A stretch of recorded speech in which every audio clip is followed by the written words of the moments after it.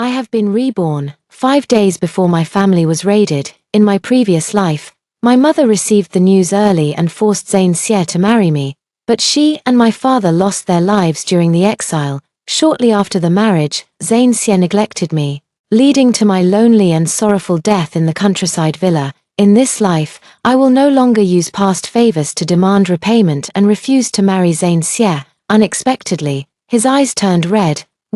The moment I opened my eyes and saw my mother.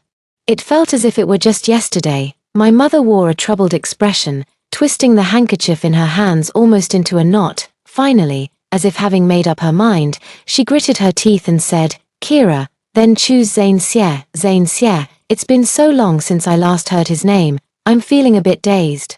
That child played with you in the countryside, so you two were childhood sweethearts. If you marry into his family, I believe he would never mistreat or humiliate you. Before I could respond, Mother took my hand and gently patted it, finally letting out a sigh, but her eyes suddenly reddened, her voice choked up. "Kira, from now on, Mother won't be able to stay by your side. You must not be willful anymore. Once you're married, be a good wife and mother. That child Zain Xie is ambitious. If he can earn an official rank, you'll become an official's wife in the future, much more respectable than your mother. If he doesn't succeed, he can become a teacher. I'll give you a generous dowry, so your life can still be smooth." I stared at her blankly, but my vision gradually blurred. Mother rubbed my head. "Silly child, why are you crying? It's just marriage. If you miss home, you can always come back for a visit. We, mother and daughter, will see each other again." "We won't see each other again. Mother, we won't see each other again. You will fall seriously ill and die during the exile, and father, overwhelmed with grief, will follow you shortly after." I shook my head hard, tears streaming down my face. In my previous life, my parents received the news early that our family was to be raided and exiled. However, they claimed that the main family wanted me to become a concubine for an elderly marquis and coaxed me into hastily marrying Zain Xie. By the time I learned the truth, they had already perished during the exile journey. My mother wiped the tears from the corner of my eye and sighed. "All right, there's not much time left. I must go to the Xie family. The wedding must take place within the next couple of days." I grabbed her abruptly. "Daughter, don't." She froze for a moment, then grew somewhat angry. "You child, your mother has told you so much. Why won't you listen? Would you rather marry that old man?" I shook my head. "Mother, Zain Xie already has someone in his heart." My words left my mother stunned. She murmured, "No, that can't be. Which family's daughter is it?" "Lacey Gu." I struggled to utter that name. Mother was still deep in thought. "The surname Gu, is there a family with the surname Gu around here? Which family is it? She's not from our town, nor from the county or the prefecture. She's from the capital. She and Zain Xie have been betrothed since childhood." I thought mentioning her would stir up some bitterness in my heart, but to my surprise, after saying her name, I felt unexpectedly calm. "Yes, having already died once, what is there that I can't let go of? It's just someone who doesn't love me, that's all." I first met Zain Xie in the countryside. At that time, I was 7 years old and traveling back to the estate with my mother by carriage to escape the summer heat. Zain Xie, then in his early teens, rushed out in panic from a small path, dressed in rags.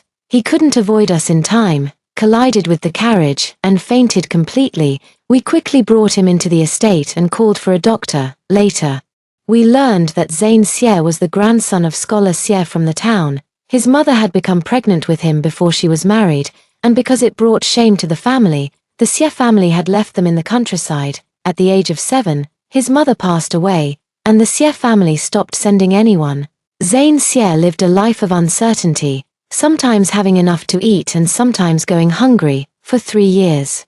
He collided with our carriage because he couldn't bear the hunger any longer and went to steal a fruit from someone's field. He was chased for 2 miles. My mother was a kind-hearted person. Not only did she call for a doctor, but she also had the servants clean Zain Xie up and bought him 2 sets of clothes, allowing him to stay at the estate to recover from his injuries. At that time, I was quite mischievous. The children in the estate didn't dare to play with me, so I went to find Zain Xie.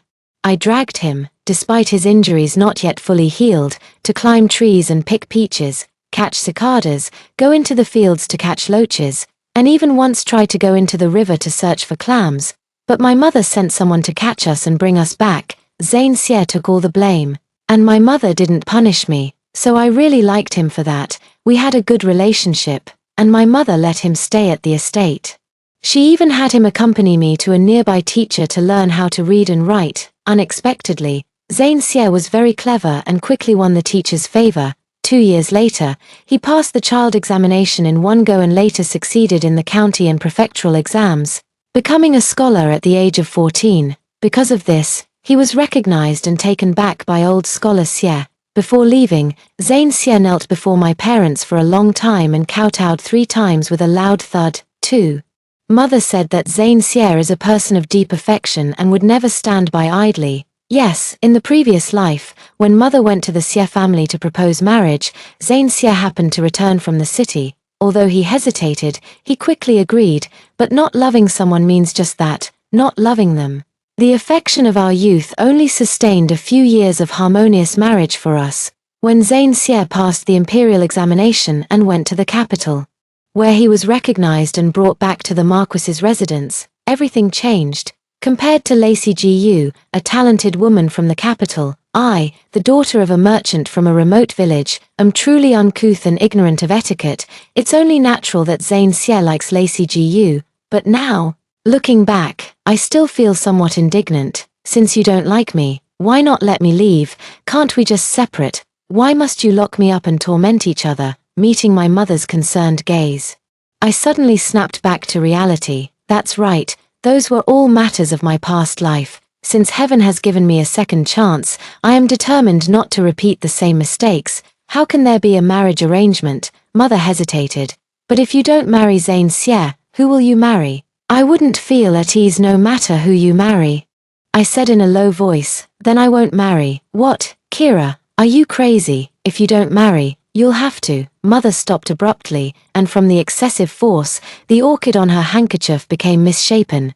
Yes, if I don't marry, I'll have to follow them into exile. And the place of exile is the barbaric lands of the southwest. Not only is the journey extremely perilous, but even upon arrival, the area is filled with poisonous insects and miasma. Although I am mischievous, I am, after all, my parents' most beloved daughter. They couldn't bear to see me suffer even the slightest hardship, so they painstakingly fabricated a story about the main family forcing me to marry a septuagenarian marquis and even forged letters, going to great lengths. In my previous life, I didn't doubt him at all. And since I truly cared for Zain Xie, I hastily agreed even if it was rushed. But I have been reborn. This time, even if I die, I must stay with my father and mother, at the very least. I won't be alone. After a long while, mother finally forced out a sentence. You will marry, whether you want to or not. Then she turned and left in a huff. Watching her stubborn retreating figure, my vision blurred with tears once again, wiping away my hot tears.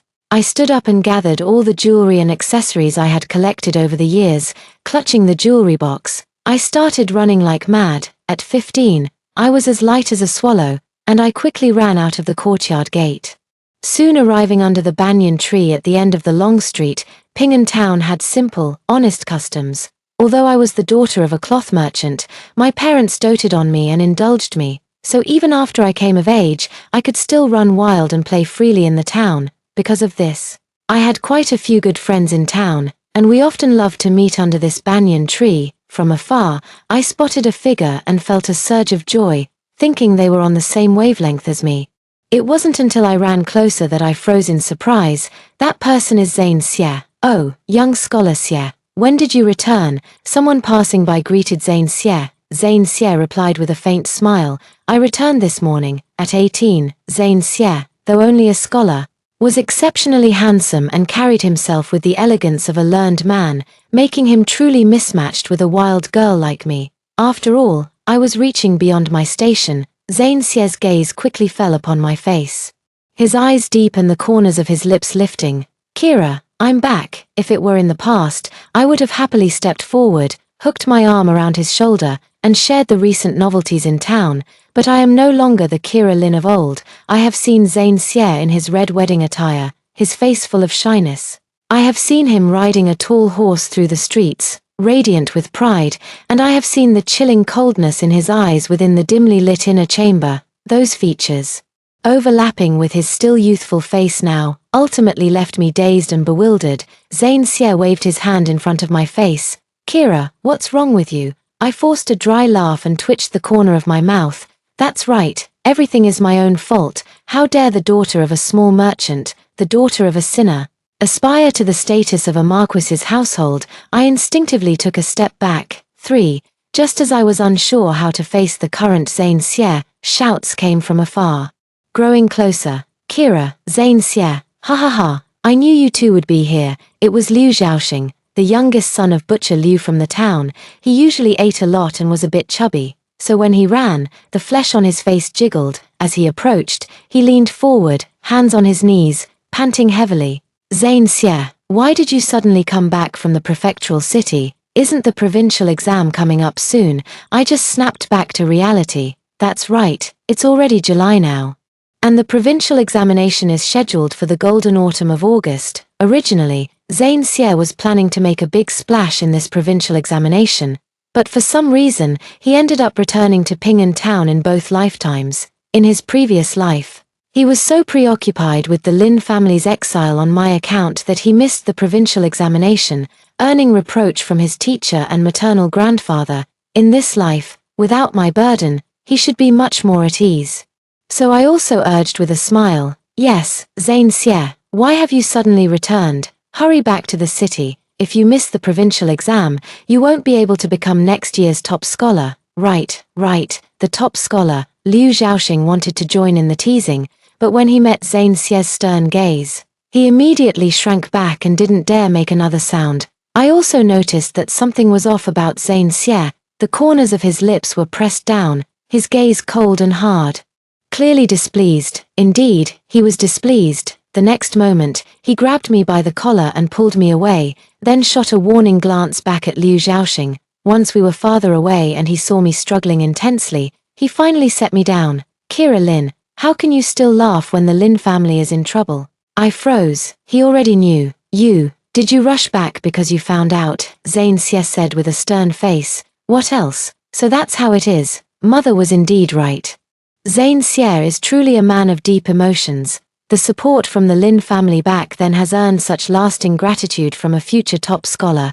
It was well worth it. However, when he rushed back in a hurry, eager to help the Lin family, he probably never expected that my mother would catch him red-handed and force him to marry me. In this life, it won't happen again. I pushed the jewelry box in my arms toward him. No need, my mother has already inquired, it's just confiscation of property and exile.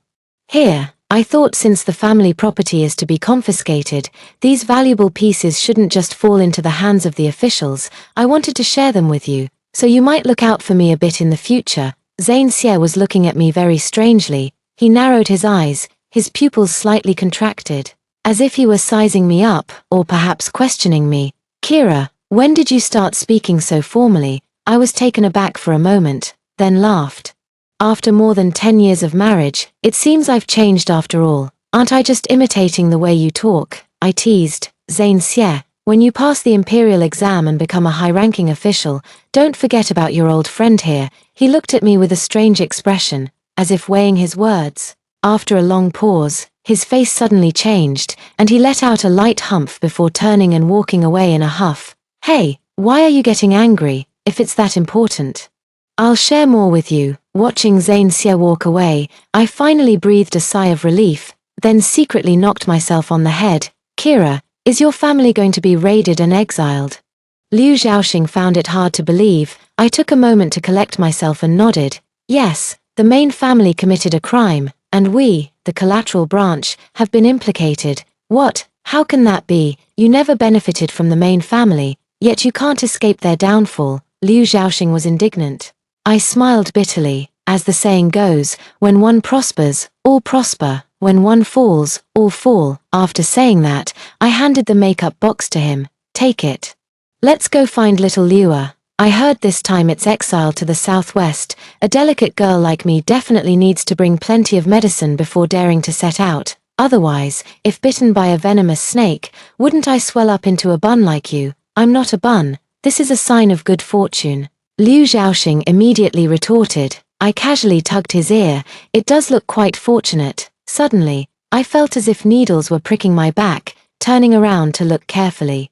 I saw only a few familiar townsfolk behind me. Strange, suspiciously, I touched my head and walked into the medicine shop in front of me. For Xiao Liu is the youngest son of Dr. Liu in the town. Because of his frail health, he was bullied by the local children since childhood, so as he grew older, he often hid in the medicine shop, carrying the scent of medicine all over. He has always been stubborn, just like at this moment, father said. Our Liu family practices medicine to save lives and help the injured, not to harm people, I explained. How is it harming people? It's saving them. Liu Xiaoxing nodded emphatically. Exactly, exactly. Little Liu, look at Kira. She's so beautiful. What if someone targets and bullies her on the exile journey? But if her face were covered in sores, it would be different. Even Evilders would look at her with disgust. Right, little Liu, if you keep insisting, believe me. I'll slash my face a few times right now, I threatened. Xiao Liu panicked and could only mumble in agreement. After preparing the medicine, he inevitably gave me a few bottles of pills, saying they were for treating my asthma. I waved my hand. Xiao Liu, don't you know what exile is like? We can't even bring a change of clothes, let alone medicine. If you really want to help me, give me a few folk remedies for snake and insect bites and my asthma poisoning. I can cram and memorize them at the last minute. Xiao Liu frowned deeply. How about I give you the medical texts I copied? I patted his head. Not bad, not bad. You're teachable. He swatted my hand away. Don't pat my head, it'll stunt my growth. Then he looked at me with deep concern. Sister Kira, can you endure the hardships of exile? I scoffed. Your sister Kira can do anything under the sun. Is that even a question? Liu Xiaoxing chimed in. Exactly. Is this even a question? Being with these childhood playmates felt as if time had truly turned back to the old days. Unfortunately, happiness is so fleeting. Before I could even have a simple meal at Xiao Liu's place, little Braid hurriedly ran in. Sister Kira, your mother has taken the matchmaker to the Xie family. Just as I suspected, mother is still determined to have her way. Xiao Liu, you're in charge of distributing these accessories to Xiao Bianzi and the others, I instructed before hurrying out. However, before I could even reach the Xie residence, I saw old scholar Xie approaching slowly with the matchmaker. Behind them, a group of people were either carrying or holding items, all covered with red cloth. This scene even left my mother stunned for a long while. Noticing my arrival, she whispered, "Who is the Xie family planning to marry? Is it that young lady surnamed Gu? How would I know? This never happened in my previous life. I suspect that my rebirth might have changed something." Leading to this situation, recalling both past and present lives, Zane Xie returned to Ping'an town on this day in both. Could it be that Zane Xie and Lacey Gu had already met in the prefectural city and developed feelings for each other? Or perhaps, before I could figure it out, the matchmaker with a red flower pinned by her temple stepped forward, waving a red handkerchief with a smile. "Oh, Madam Lin, what a coincidence. Our young scholar Xie has long been fond of Miss Kira and was thinking." I couldn't hear anything that followed. The matchmaker's words, "Young scholar Xie has long been infatuated with Miss Kira," echoed in my ears like thunder. Impossible. How is that possible? If Zane Xie truly had feelings for me, why would he treat me so coldly, and why would he send me to the countryside estate? Or perhaps Zane Xie did have feelings for me at that time, but after meeting Lacey Gu, his affections shifted. Indeed, men are generally like this. And it is even more common in the capital to have 3 wives and 4 concubines. It's simply a matter of being infatuated with one after another.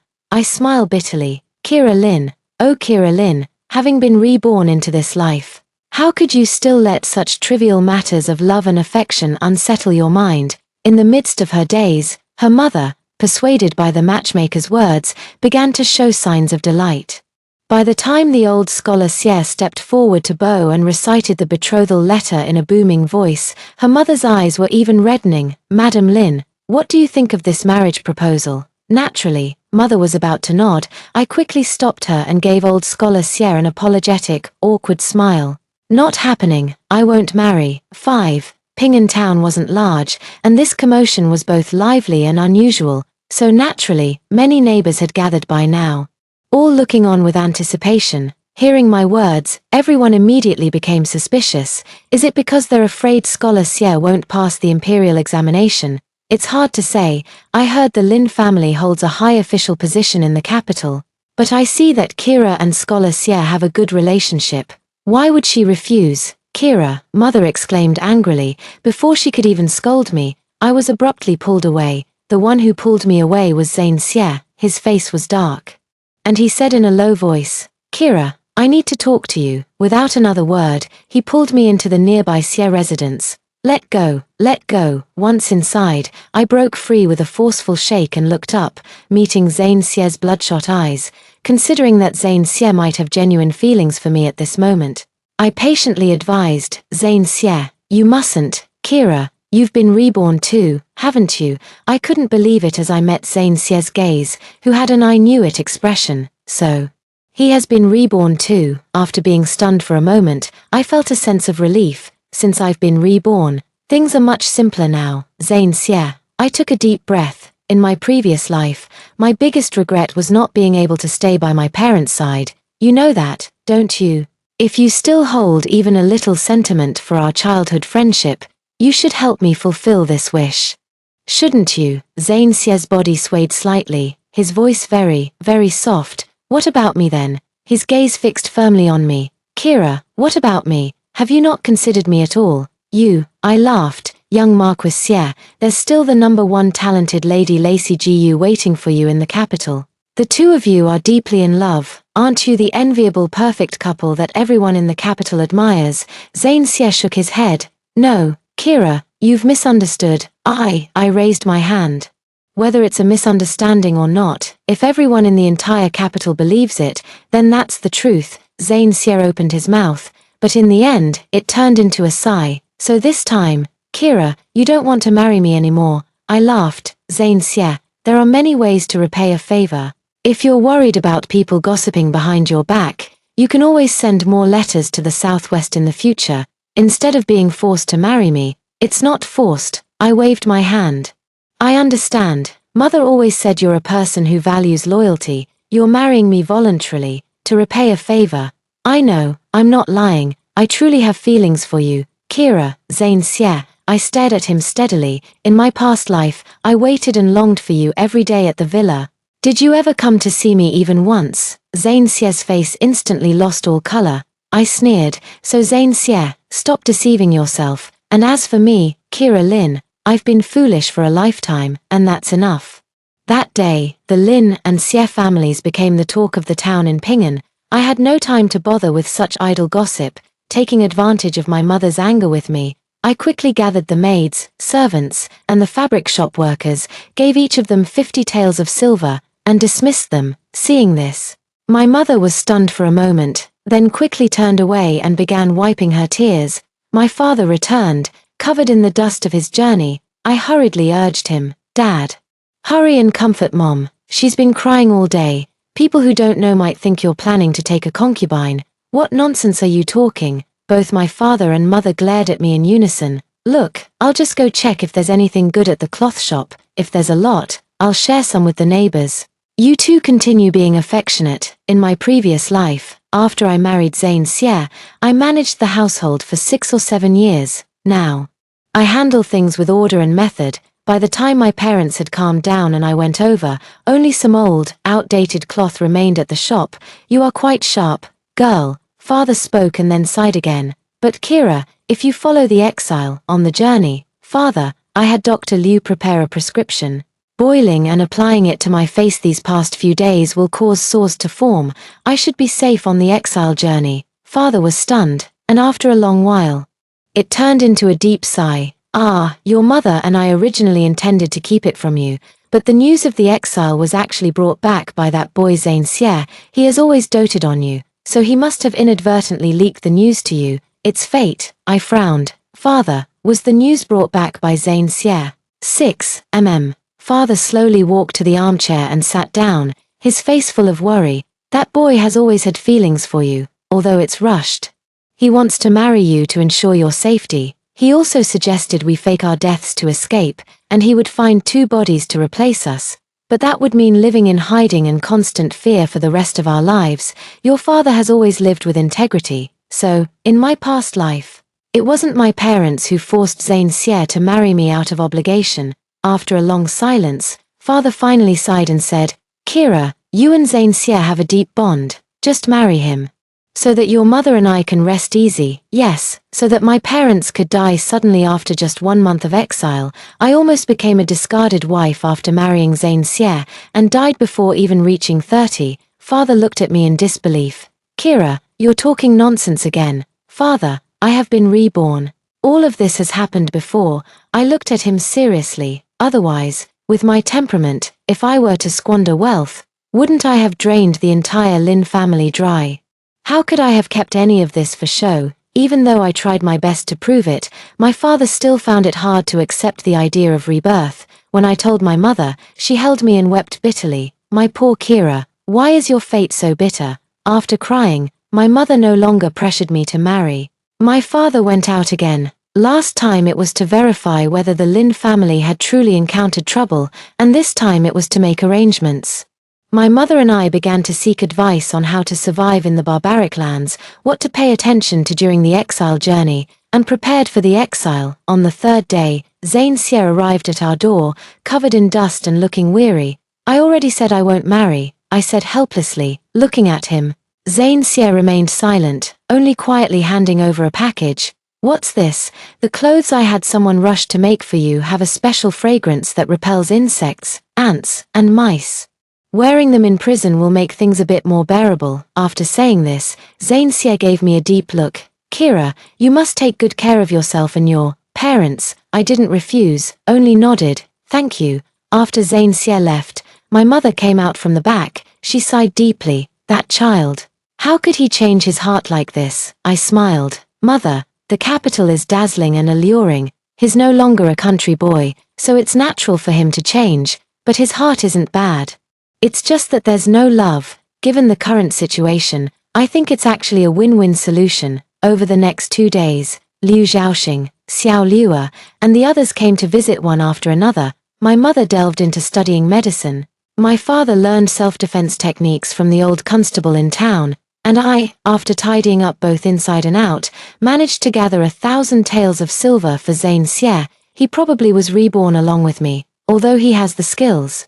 It's hard to get things done without money. Since he intends to look after us, giving him more money to handle matters is much better than letting my father run around like a headless fly. When the mighty officials surrounded the cloth shop and my home, my parents and I exchanged bitter smiles. As we were being tied up and taken away, Liu Xiaoxing followed us the whole way, crying and sniffling. His little braid was a mess, and he wiped his nose directly with his sleeve. I also saw Zane Xie under the banyan tree, standing tall with a profound gaze, his brow filled with worry. Someone asked him, "Young scholar Xie, what crime has the Lin family committed?" Everything seemed fine before. He shook his head and said, "I don't know. Aren't you quite close with that Kira from the Lin family? Why not investigate a bit?" "No, old man, I still have to prepare for the provincial examination." Oh, you're going to become a provincial graduate, my lord." The murmurs of conversation drifted into my ears, and I lifted the corners of my mouth. "Great, Zane Xie, from now on, you can ride the wind of success with swift strides, no longer burdened by me." I don't know how Zane Xie managed it, but our family was treated well all the way to the prefectural prison.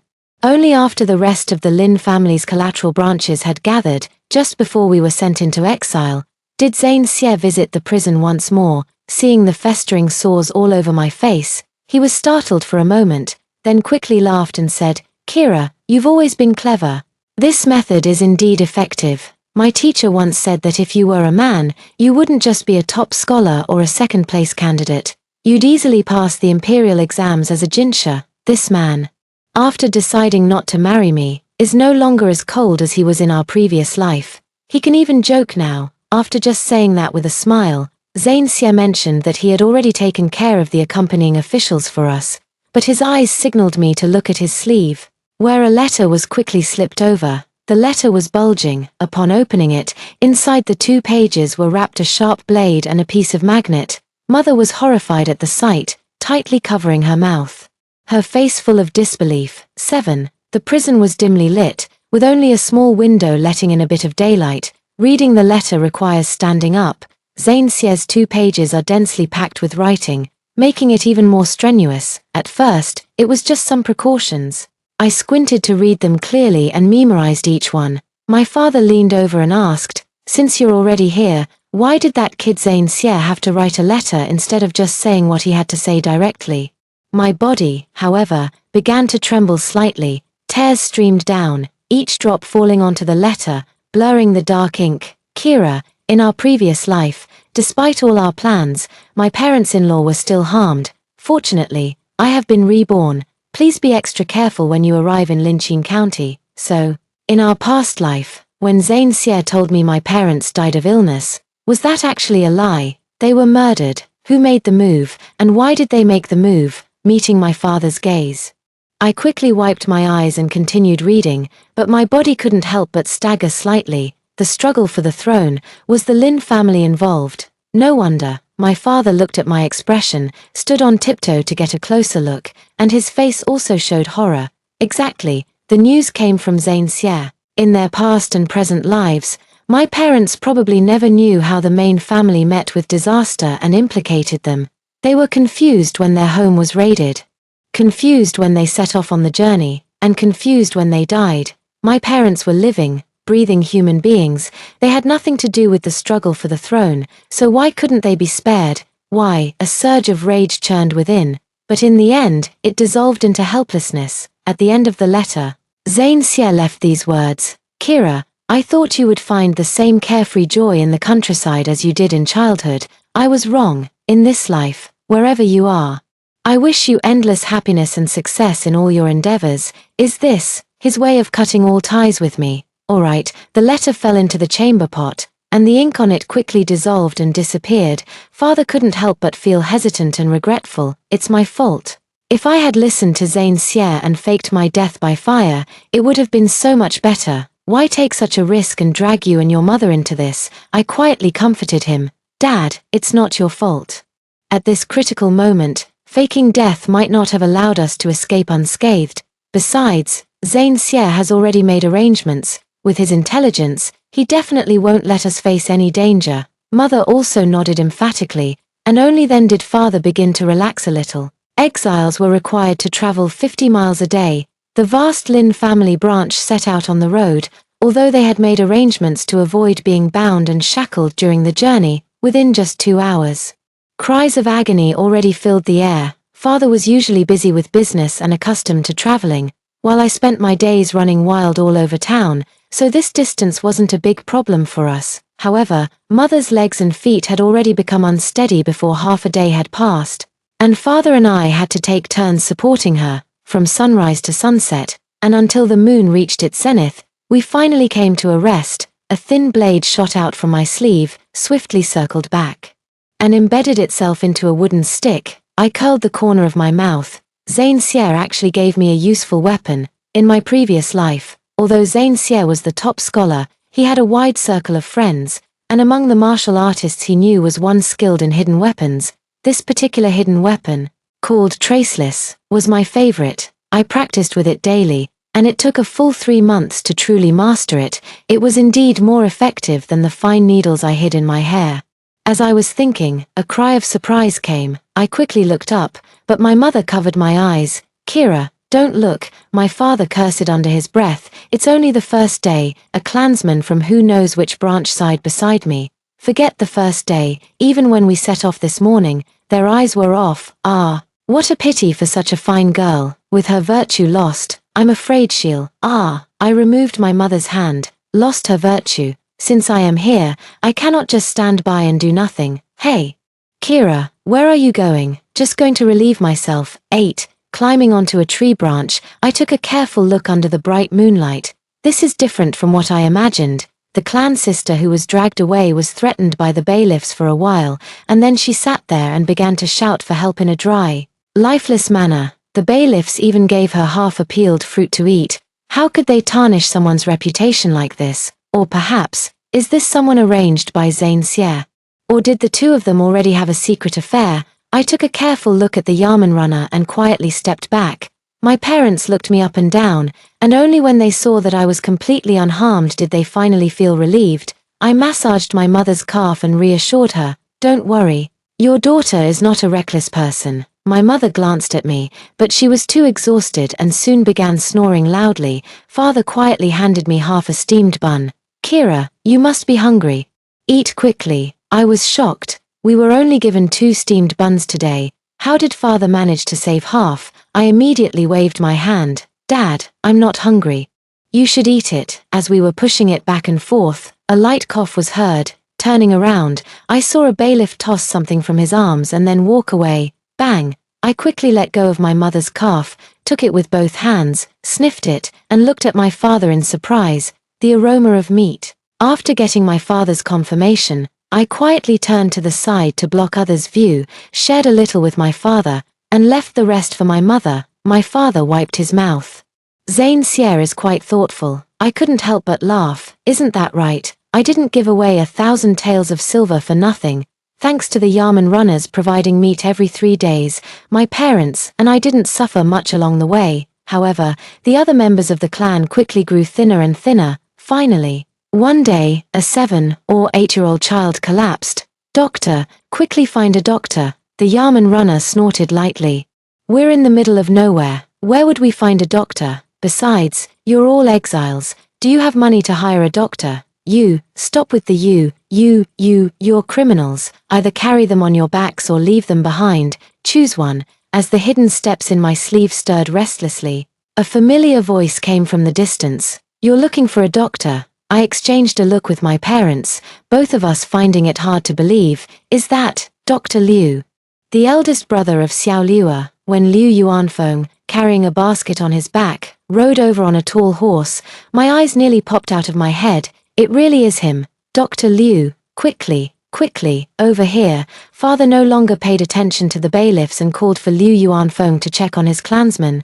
Seeing this, I hurried over to the bailiffs. Officer, as you know, we're required to travel 50 miles a day on this exile. If someone is unwell and can't walk properly, wouldn't that delay your duties? Why not let the doctor treat them so we can move faster? The others also chimed in one after another, their faces full of pleading. The bailiff looked at the pus-filled sores covering my face and averted his gaze, unable to bear the sight. If you have something to say, say it. Why come so close? Then he waved his hand helplessly. Fine, take a break for half an hour. That clansman was treated, but he still didn't have the strength to continue the journey. I don't know how Liu Yuanfeng negotiated with the bailiffs, but later he rode on horseback with him all the way, making everyone envious. During the night's rest, Liu Yuanfeng quietly said to me, Little Liuer has been begging me at home for several days. I really couldn't hold out any longer. Besides, I did get a few pieces of your jewelry.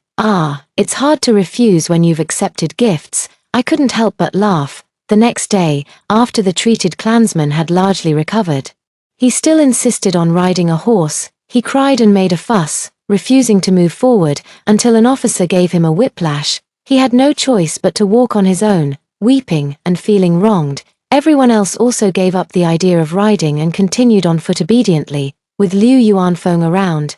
Although the journey was exhausting, everyone remained safe and sound. Often, when we reached a resting place, everyone could still get a bowl of hot soup. The guards even had chicken soup regularly, so everyone was happy. When we arrived at Ning County, the main family from the capital joined us, and the group immediately grew much larger. The number of escorting guards also increased, and they put shackles on us. Seeing this, Liu Yuanfeng knew it was no longer appropriate to stay, so he rode away on his horse. 9. We, the collateral branches, naturally resented the main family for causing the trouble, although we cursed them all along the way. When it came time to rest, we still didn't take any action. First, I was utterly exhausted and had no energy left. Second, after all, we are branches of the same tree. In the past, we relied on the prestige of the main family to act high and mighty, and now that they've fallen on hard times, it's not right to be too harsh on them. Third, compared to us, the main family's people probably didn't make many arrangements, and they're truly in a pitiful state. When we rested at night, my father, with tears in his eyes, went to see a clansman from the main family whom he hadn't met in decades. I sneaked a glance and saw that the clansman had completely grey hair and beard, looking utterly dejected. He kept sighing as he looked at my father, saying, "You've suffered so much." When my father returned, he kept wiping his tears. "Kira, Your granduncle still had black hair just a few years ago. He's been through such great hardships. My mother's eyes also reddened. I took another look at the clansmen around me, who isn't facing great difficulties right now. The blame lies with that scoundrel who got involved in the struggle for the throne. If you're going to fight, can't you do it cleanly? Instead, you've made the entire clan suffer along with you. As I was pondering this, I noticed two unfamiliar bailiffs exchange glances and quietly head into the woods. I grew alert and quickly asked, "Father, how far is this place from Qin County?" Although my father only runs a fabric shop in Ping'an Town now, he traveled all over the country in his early years and is practically a living map of Dayu. Hearing this, he quickly wiped away his murky tears and looked around. "This should be Nyoto Mountain. We'll arrive after crossing 2 more peaks." As he spoke, he seemed to suddenly recall what Zane Xie had mentioned in the letter, and his expression subtly changed. I subtly exchanged a glance with him, as expected. Tomorrow will be the moment of danger. Father was still uneasy after all, so he quietly sought out our clan uncle and whispered with him for a while before slipping back. Then, with a sigh, he whispered to me, "Kira, if someone really makes a move tomorrow, we'll just protect your mother. We don't have the ability to handle anything else, I'm afraid." I nodded with a heavy expression. Father only has me, a daughter. When I was a child, he had me dress as a boy to attend school. After I turned 10, he hired a master to teach me martial arts. He always said that studying helps one understand principles, and practicing martial arts prevents one from being bullied. It's a pity that in my previous life, when I heard my parents were in trouble, I was pregnant and accidentally miscarried. Since then, my health has been weak and heavy, becoming increasingly inconvenient. So I could only play with small games like disappearing without a trace that don't require running or jumping. That night, even though I knew I needed more rest, I still didn't sleep well. When we set off in the morning, my father deliberately led us to the middle of the group. In matters of life and death, we could only protect our own family at this point. The chaos started after we descended Nyoto Mountain. A group of black-clad men, wielding knives, charged down the hillside, slashing at anyone in their path. The clan members were terrified, screaming in panic. Some scattered and fled, while others fought back, trying to wrest the knives away. 2 agile young men from the main family managed to seize a knife and, with a swift motion, beheaded one of the assailants. The head tumbled and rolled, landing in the small bushes by the stream where my parents and I were hiding. I froze for a moment, then quickly covered my mother's eyes. A surge of hatred welled up in my chest, but I forcibly suppressed it. I couldn't act recklessly. I dared not act recklessly. I must protect my father and mother. Just at that moment, a group of government soldiers appeared and began fighting with the man in black. Seeing this, I quickly instructed my father to take care of my mother and rushed out. I picked up the machete that had fallen on the ground and started hacking at the man in black. Occasionally, the hidden blade in my sleeve flew out, cutting the wrists and necks of the black-clad men. In an instant, blood splattered everywhere, and cries of agony filled the air. By the time all the black-clad men had fallen, I realized my arm was throbbing with pain. Looking down, I saw that I had been slashed several times without noticing, the flesh torn open, a gruesome sight. Only then did my hand begin to tremble faintly. Liu Yuanfeng rushed out from somewhere, quickly bandaged me up, and then attended to the injured clansmen and government soldiers. When our group of wounded arrived in Qin County, we heard the sound of gongs and drums filling the air.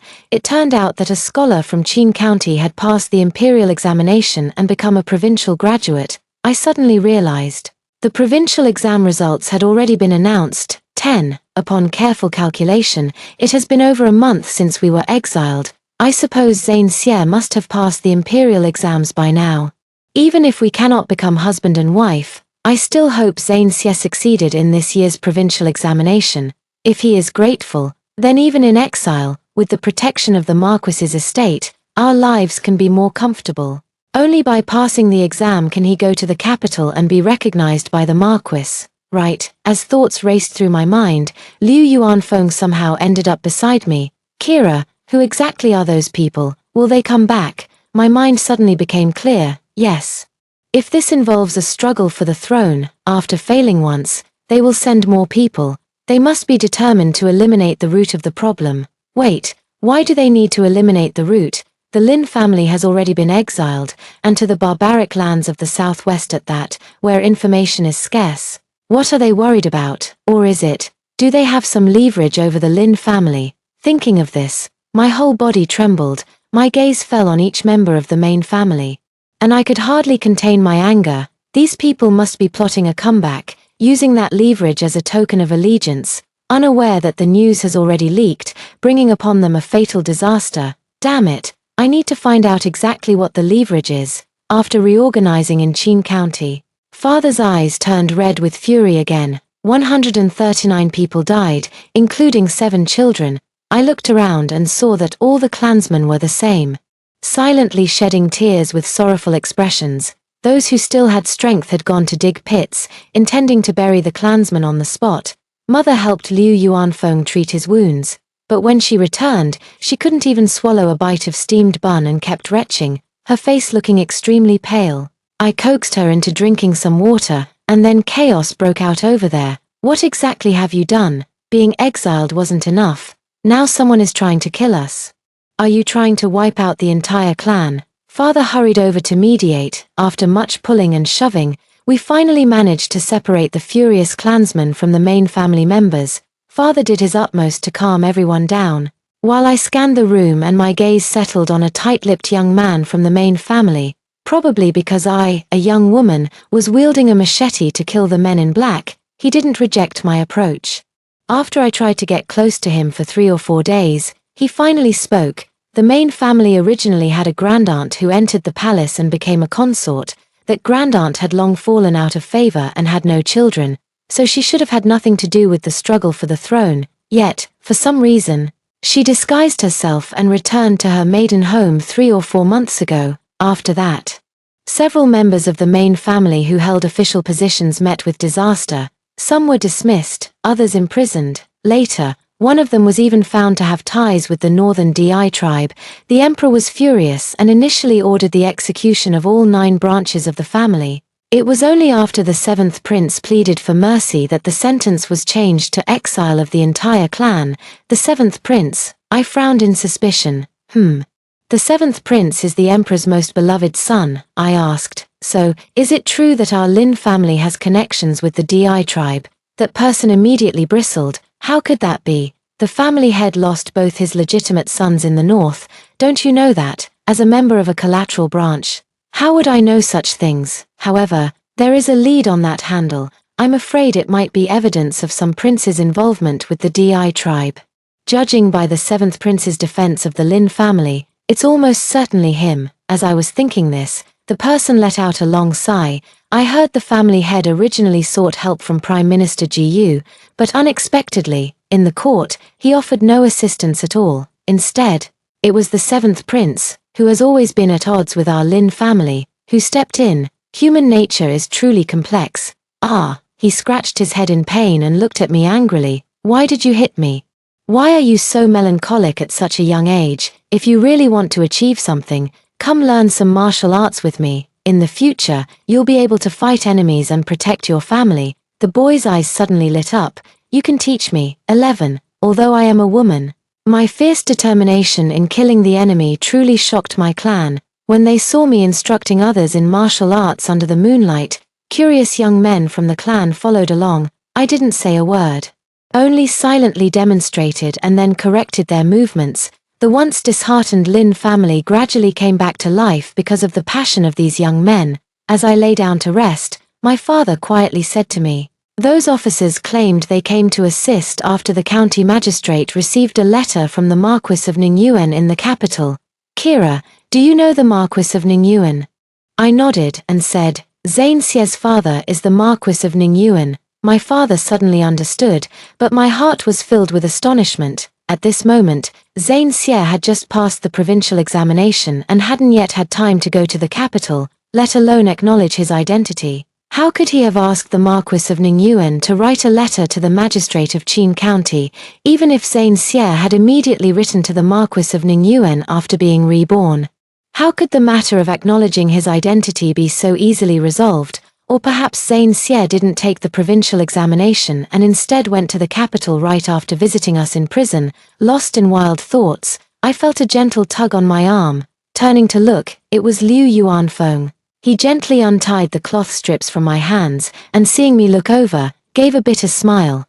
"Kira, your jewelry is gone, but I got you the best golden saw medicine in exchange. This means we're out of money." "That's right. Brother Liu has been paying for our medical treatment all along the way, with hundreds of people in the Lin family. How could we afford to keep spending like this? But we're all exiled convicts now, possessing nothing of value. We simply have no money." Seeing me frown, Liu Yuanfeng comforted me. "Don't worry, Kira, although your brother Liu's medical skills aren't the best, I won't leave you with a big scar." I couldn't help but laugh. At a time like this, how could I still be worried about scars? If there's no money, we'll earn it. I just need to discuss the ways to make money more with my father. "Kira, is this really going to work?" Father instinctively shook his head.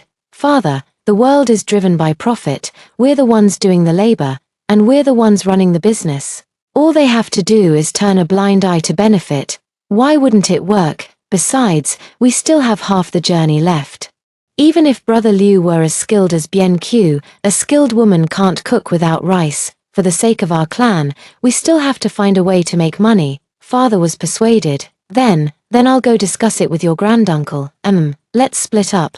I'll go find the Constable brothers, covered in sores. The constables used to avert their eyes when they saw me, unable to bear the sight.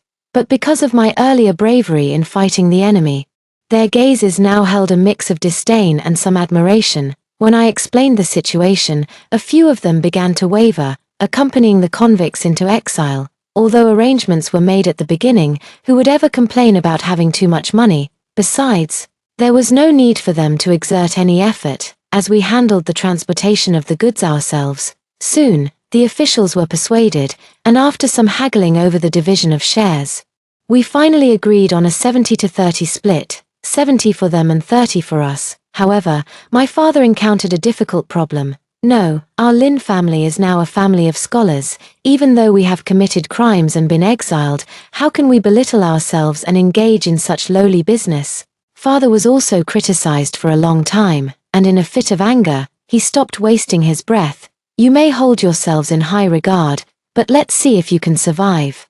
Forget about the illnesses along the way, just these injured ones. If there's no money for treatment, you old men can dig the graves yourselves to bury your sons and grandsons." Seeing that he had thoroughly angered the main family, Father's pent-up frustration dissipated, and he turned to discuss matters with the collateral branches. Although there were many scholars among the collateral branches, they were not as esteemed as the main family, with my father's silver tongue.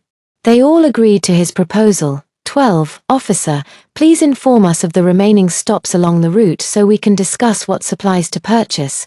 After my father obtained the route from the officer, he quickly discussed with the other merchants in the clan what business to undertake and had the clansmen contribute their secretly hoarded silver and other items to serve as capital. As for me, I continued to lead the uninjured youths in martial arts training, and they became the main force for transporting the goods. When the first batch of goods was successfully sold out in the Hushi region, the runners each received over 50 taels of silver, and everyone was beaming with joy, and we also received nearly 300 taels. Not only were the injured elderly and children in the clan treated, but because the runners were pleased, the food also greatly improved. The shackles on us were removed and placed on the donkey carts, allowing the elderly, weak, women, and children to lean on the carts as they traveled. For a time, the clansmen who had been living in constant fear due to the assassination finally saw a glimmer of hope and no longer felt lost about the future.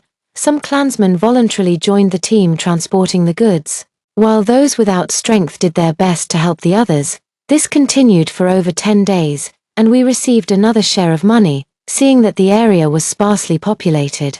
Liu Yuanfeng provided us with medicine for snakes, insects, and miasma. Naturally, we first delivered them to the officers, then distributed them one by one among the clansmen. When it was the main family's turn, everyone avoided making eye contact. Father let out a light humph when he returned.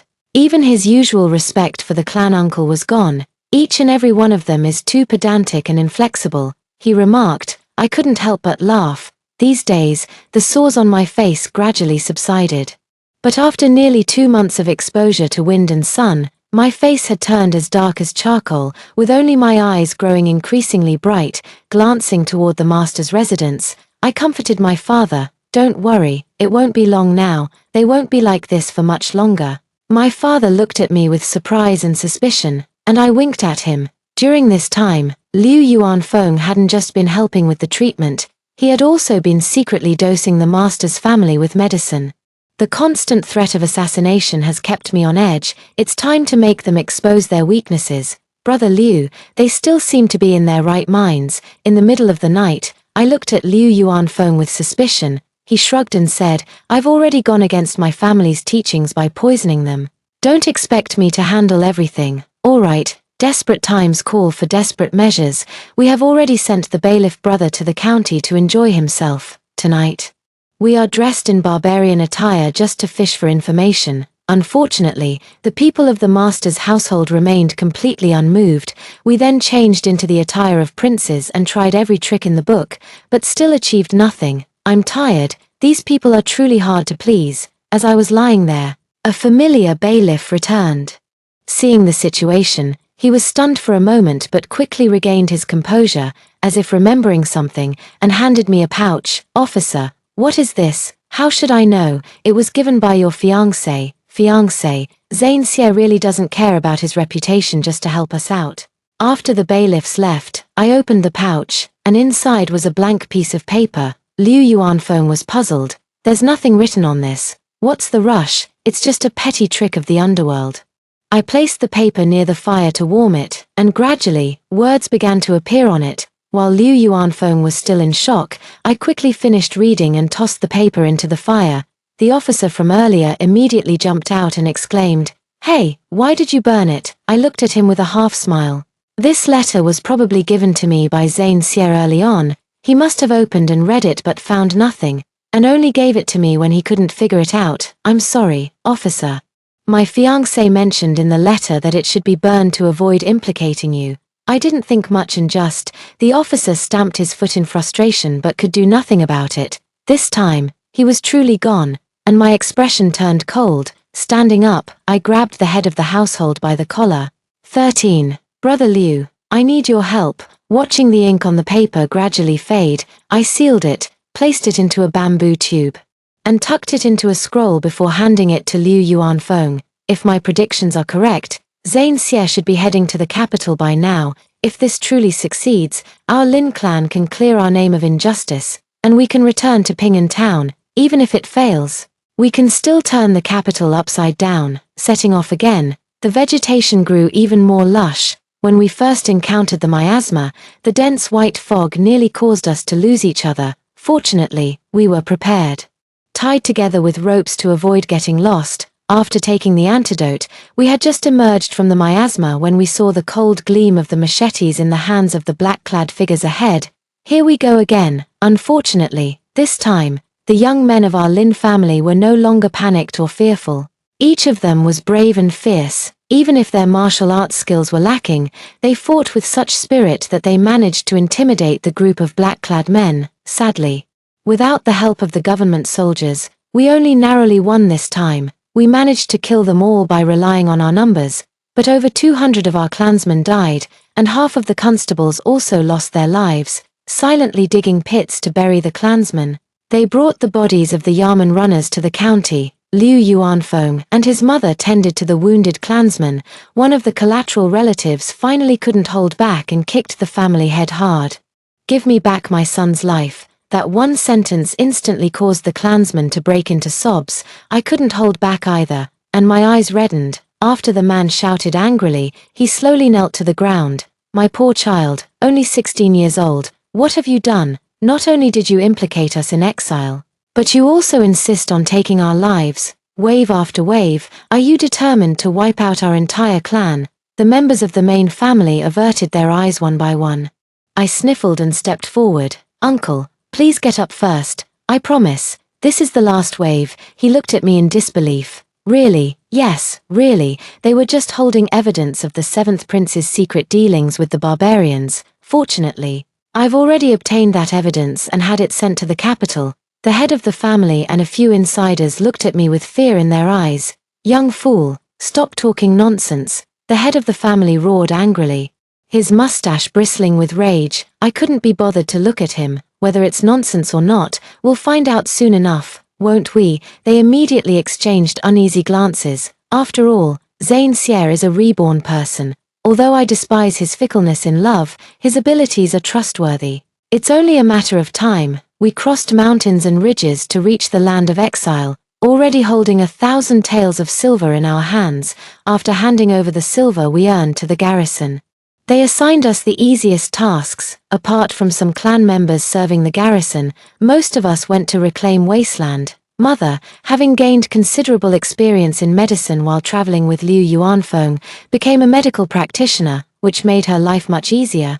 Half of the young martial arts trainees stayed behind, while the rest went out with their fathers to do business, with the profits split 9-10. As a result, by the end of the year, although the clan's life was not affluent, it was peaceful and stable. Just the other day, a branch of the family even welcomed a new addition, making it clear that their future was looking increasingly hopeful.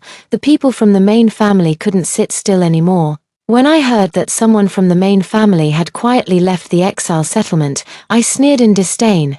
"Kira, aren't you going to chase after them?" a young man asked with concern. "Chase after what? Aren't we tired enough from reclaiming land every day? Let them go. You have to go to truly give up. That person has been gone for 3 months and hasn't returned," causing the master's family to panic once again. So they sent out another person. When my father returned from his business trip, after contributing 2,000 taels of silver and various supplies to the garrison commander, he quietly said to me, "Kira, I've found out that Zane Sier really did become the top scholar. This child is truly outstanding. If only you had married him back then." Facing my calm expression, he was taken aback. "Kira, could it be that in a past life," I nodded, "he was also the top scholar?" My father sighed with emotion. "Ah, what a pity. What is there to pity? A wife from a remote and backward place, coarse and unrefined, would only be hidden away by him in the backyard of a separate estate, kept out of sight, not as free as I am now." Recalling the self-pity of my final days in my previous life, I feel that I was truly blinded by foolishness back then. So what if I became weak after losing the child? Once I learn martial arts, how could a wall as tall as a person in the estate possibly confine me? Yet willingly sinking into the despair of lost love, unable to extricate oneself. Utterly foolish, in this lifetime. Not to mention my father and mother, even farming and planting are far better than leaning by the window shedding tears. 14. Another year passed in the blink of an eye. After 2 years of commerce, this land of exile also began to show signs of vitality, with a subtle hint of prosperity emerging. Just as we were joyfully preparing for the new year, the imperial edict arrived. The Lin family's wrongful grievances were cleared, and the entire clan rejoiced. The eunuch delivering the decree also brought me an oral message. The 12th prince and Lin families Kira met in humble circumstances. My head was buzzing. My parents were also extremely shocked. After the eunuch finished reading the imperial decree, I suppressed my shock and asked, "Isn't Zane Sier the 8th son of the Marquis who was lost outside?" The eunuch glanced at me sideways. "How dare you address the 12th prince like that?" he asked again. "Would the young lady be willing to marry the 12th prince? If you agree, you would become a royal consort. That would be a meteoric rise, with boundless." Before he could finish, I interrupted him. "This commoner is unwilling." The eunuch stared at me in disbelief. What did you say?" "Kira will not marry Zane Sier." Mother came to her senses and repeated it. Father also nodded heavily upon hearing this. "Since it's the 12th prince, we are happy for him, but we dare not aspire so high. This is the royal family, won't you reconsider?" I exchanged glances with my parents, and the 3 of us shook our heads in unison. The eunuch stared at us for a long time, then suddenly burst into laughter. Just as we were looking at him in confusion, he explained. The 12th prince's guess was indeed correct. He then straightened his expression and said, "By the emperor's decree, the Lin family is rewarded with 1,000 taels of gold and 1 southern pearl for their meritorious service in aiding the 12th prince during his humble beginnings. Unlike the time of exile when we had to be bound and wear kangs, this journey back home was accompanied by official escorts, and we traveled either by carriage or sedan chair all the way." Returning to Ping'an town, it was already the spring equinox. With all things beginning to sprout, the seals on the cloth shop were removed. In the courtyard were familiar shop assistants and household servants, while outside the gate stood the townsfolk, each with tears in their eyes. "Master, Madam, and young Miss, you've finally returned. Master Lin, Madam Lin, Kira, you've safely returned at last. It's truly a blessing from heaven." After stepping over the fire basin and being sprinkled with pomelo water, when I finally lay down and looked at the familiar room, I pinched my face hard. Feeling the pain, I finally smiled. I really came back. Everything was just as before. No, there were still some differences. That rascal Liu Xiaoxing actually got himself a wife and even had a chubby baby. Little Pigtails now works as an errand boy in a tavern, and is quite the smooth talker. Even little Liu has started seeing patients in the clinic. I heard Dr. Liu has already arranged a marriage for him, and they'll wed in a few years. When old friends reunited, after the tearful embraces came a round of boisterous commotion. After the excitement died down, when the conversation turned to the Xie family, whose mansion at the end of the long street was being renovated, everyone couldn't help but sigh with emotion. I never expected Zane Xie to be a prince. Exactly, no wonder he was so learned. Pigtails sighed with regret. What a pity. If Kira had married him back then, she would be a princess consort now, right? And if he had become the emperor, you might even have been the empress. Everyone nodded vigorously. I chuckled. If you're all so good at dreaming, why not dream about gold ingots falling from the sky? Liu Xiaoxing curled his lip.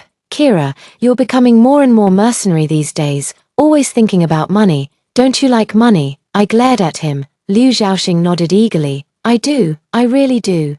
I'm saving up right now to buy my wife a gold bracelet. Upon hearing this, everyone let out a chorus of jeers. Hey, hey, hey, you all aren't married yet. Once you're married, you'll understand how to cherish your wife. This explanation was met with another round of jeers. I look out the window, a smile curling at the corner of my mouth. In my previous life, when I first married Zane Xie, it was just as sweet and harmonious. Unfortunately, it didn't last long. In this life, I won't marry or hope. I only wish for him to be safe and secure, even from his high position. After all, the Lin family's calamity had passed, but the struggle for the throne was not over. 15. Life in Ping'an town was simple and unadorned, perhaps because my state of mind had changed. After a few days of restlessness, I grew tired of the daily life of a wild girl and began to take over the cloth business from my father, traveling north and south to conduct trade. The landscape of the Great Yu was magnificent and splendid, and the people were mostly warm and hospitable, though there were still petty villains and avilders. However, compared to the two previous assassination attempts, these were nothing more than a mirage to me. Disguised as a man once again, I returned by boat with my cloth goods, gazing at the steep green mountains on both banks with a sigh. When a large ship caught up, the storyteller on the ship spoke with a resonant voice. Just as the emperor secretly lamented that his life was over, there was a sudden whoosh and a flash of cold light. Guess what happened next? Someone immediately complained impatiently. Hurry up and tell us. Why make us guess? Exactly, isn't it just about the reward? I'll pay it. Alright, the storyteller then cleared his throat and continued. That cold gleam came from a thin blade. In that instant, it made a slender cut on the seventh prince's neck. At first, the cut was almost invisible, and the seventh prince was still forcing the emperor to drink the poisoned wine. Suddenly, hot blood spurted from that slender cut, startling even the emperor himself. Who made the move? Which general? How could they be so formidable? Right, isn't this a bit too fantastical? Someone retorted angrily. The storyteller is just telling a tale. If it weren't fantastical, would you even listen? Shut up quickly. Sir, please go on. What happened next? The storyteller continued. You guests are indeed quick-witted. Throughout history, martial arts training has always involved swords, spears, and halberds. Blades that can take a life overnight are only practiced by unorthodox sects. This hero is the one who had been wandering among the common people for nearly 20 years and was recognized by His Majesty during the palace examination. Everyone became excited. The 12th prince. The large ship moved swiftly, and the storyteller's voice gradually faded away. Indeed, he is a retainer of the 12th prince, known in the martial world as. I touched the hidden weapon in my sleeve and murmured, "Iron-armed man." Then I smiled. After all, Zane Xie is a reborn soul. I was just worrying over nothing. Sure enough, by the time we returned to Ping'an town, news of the Great Yu's 7th prince's failed coup and subsequent death had already spread far and wide. Pigtail vividly recounted the details of the palace coup, concluding with a sigh, Chancellor Gu's entire clan was executed to the 3rd degree. What was the name of his youngest daughter again? Lacey. She was said to be the most talented and beautiful woman in the capital. What a pity. Even someone like her ended up with just a bowl-sized gash on her neck. Oh. And I heard the emperor favors the 12th prince, our very own Zane Xie. It's such a shame that, after all these years living among commoners, the imperial clan questions his bloodline. Who knows if he'll ever become a sage? If he does, do you think we'll all rise to greatness along with him? No sooner had he finished speaking than a sharp rap landed on his forehead. Pigtail turned around angrily. Who was that? Don't you know I'm the 12th prince's? Recognizing the person, he immediately swallowed the rest of his words. Liu Zhaoxing tugged at his wife, greeted Zane Xie, and then slipped away as if his feet were greased. Xiao Bianzi realized belatedly and cursed Liu Zhaoxing for being cunning, then scurried away in a panic. Zane Xie sat down beside me. I picked up my teacup, and he naturally lifted the teapot to refill it for me. I teased, how does the illustrious 12th prince have time to return to Ping'an town? Seeing his indifferent expression and finding it quite dull, I then asked seriously, are you here to pick up your maternal grandfather? Zane Xie poured himself a cup of tea, took a sip, and then looked at me deeply. I came to ask you a question. I raised an eyebrow. Go ahead and ask. Zane Xie pursed his lips, took a deep breath, and then said, Kira, if I become a commoner and return to Ping'an town, would you be willing to marry me? I shook my head. Zane Xie's lips lost their color. I looked out the window. Zane Xie, look how high the sky is and how green the mountains are, but if I were to marry, I'm afraid I wouldn't be able to see any of it anymore, after a long while. A low voice came from behind. I'm sorry. I knew he was apologizing for trapping me in the small backyard in our previous life. I turned to look at him and smiled. In our previous life, you deceived and kept things from me, leaving me ignorant like a useless person, drowning in the sorrows of love. But considering you eliminated the 7th prince and the Jiyu family to avenge my parents, I forgive you. You knew. Zane Xie's eyes held a hint of anticipation. Then, I interrupted him. Slowly rose to my feet, and bowed with my hands clasped. Our grievances are settled. 12th prince, farewell forever.